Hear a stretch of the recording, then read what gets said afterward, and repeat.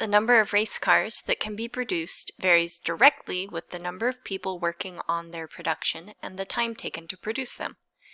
If 20 race cars can be produced in 40 hours with 2 people working on their production, how many race cars can be produced in 12 hours with 3 people working on their production? With these problems, we've got to interpret the sentence in order to set up a math equation. So it says the number of race cars, I'm going to use R for race cars, that can be produced varies directly. Varies directly means specifically to use an equals K times whatever comes next. Directly gives us the multiply. When it varies by some constant we don't know, and they use K for the constant.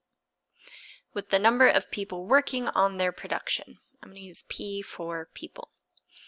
So we have race cars equals K times P. Oh, their production and the time it takes to produce them. We need one more. If it varies directly to both, I'm going to use T for time. We also have times T.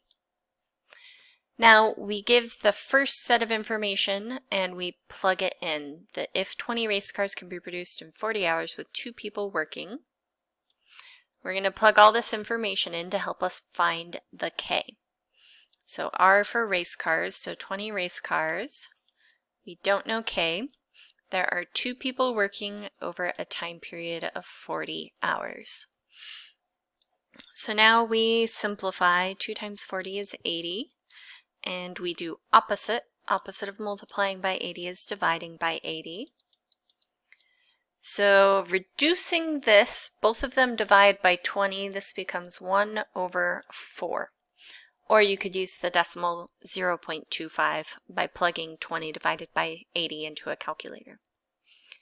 Now we have to use the formula again, but this time we know what K equals. Instead of K here, we're going to do the 1/4 times the P times the T. Often in math, the dots are not written. If you see this with no dots, that still means times P times T.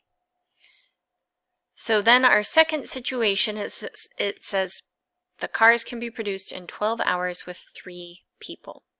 So we're going to go replace in here. We have 3 people this time over a time period of 12 hours. Now we reduce this. 1/4 times 3 times 12. We can do the 1/4 times 12, which gives us 3. 3 times 3 is 9.